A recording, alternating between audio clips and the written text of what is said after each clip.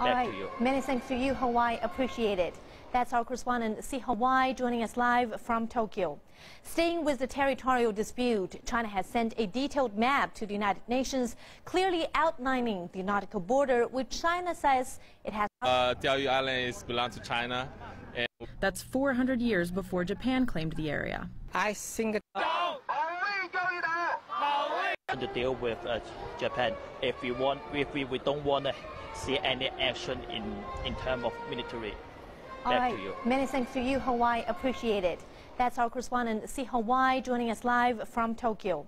Staying with the territorial dispute, China has sent a detailed map to the United Nations, clearly outlining the nautical border, which China says it has sovereignty over. But Japan isn't backing down, as our correspondent Emily Drew reports, and that's leading to widespread anger.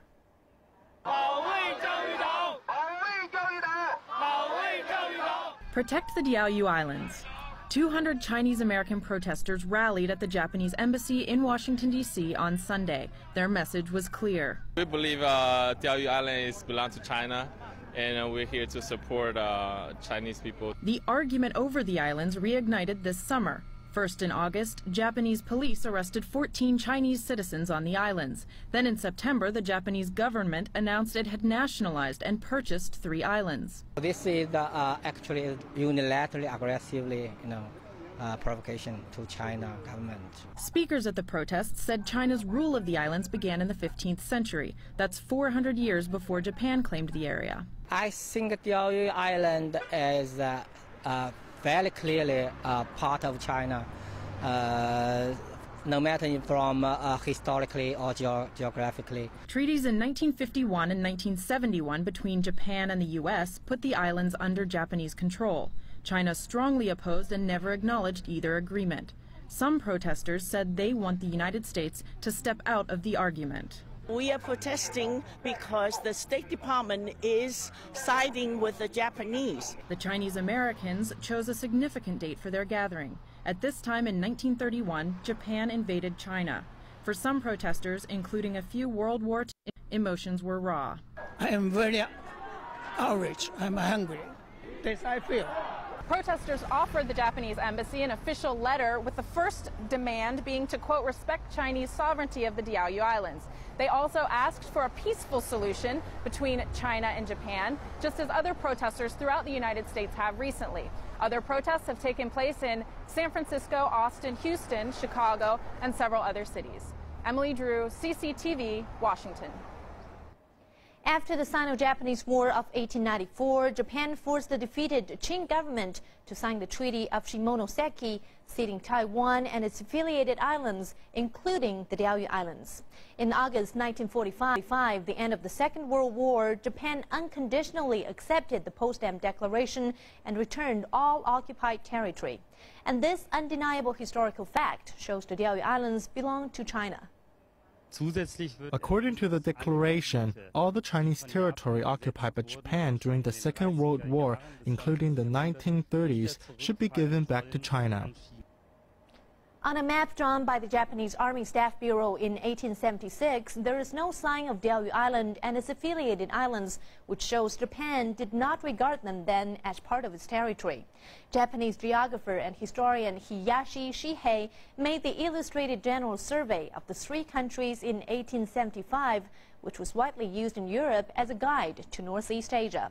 One map shows that Diaoyutai, known today as Diaoyu Islands, were colored red as Chinese territory.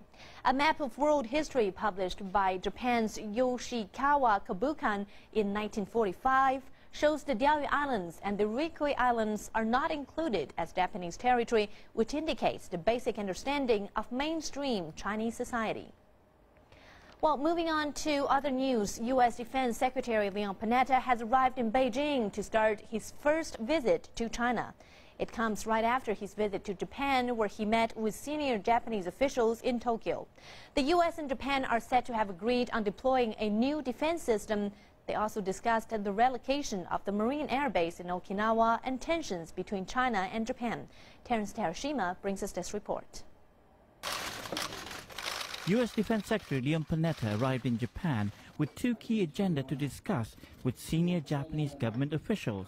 Completions of realignment of U.S. forces in Japan and strengthening defense capabilities was high on his interest. Relocation plans of the Futema Marine Air Base in Okinawa has been stalled for over 2 years, and planned deployment of the new tilt-rotor MB-22 Osprey have also faced strong protest in Japan.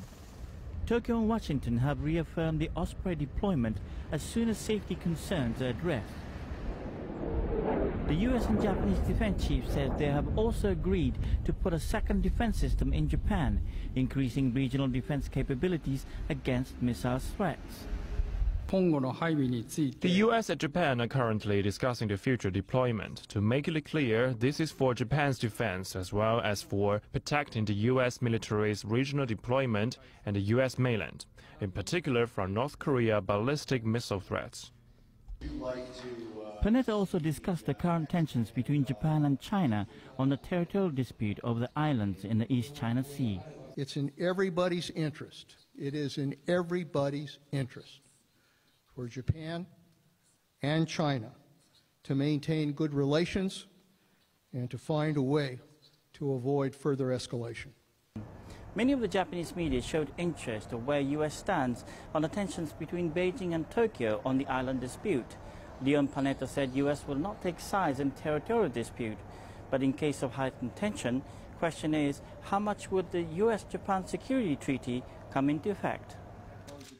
Japanese Foreign Minister Koichiro Gemba said Tokyo and Washington agree that disputed islands claimed by both China and Japan are covered by the U.S.-Japan security treaty.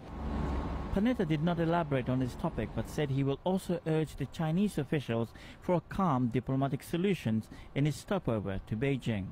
Terence Toyoshima, CCTV, Tokyo. Panetta has now begun his 3-day visit to China at the invitation of Defense Minister Liang Guanglie, who visited the Pentagon earlier this year. It's Panetta's first trip to China as defense chief.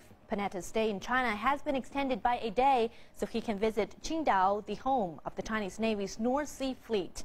U.S. defense officials say the visit will include a meeting with Chinese Vice President Xi Jinping. For more on this, we're now joined on the line by Ms. Song Junying, assistant researcher with China Institute of International Studies. Thank you very much for joining us. Now, we have seen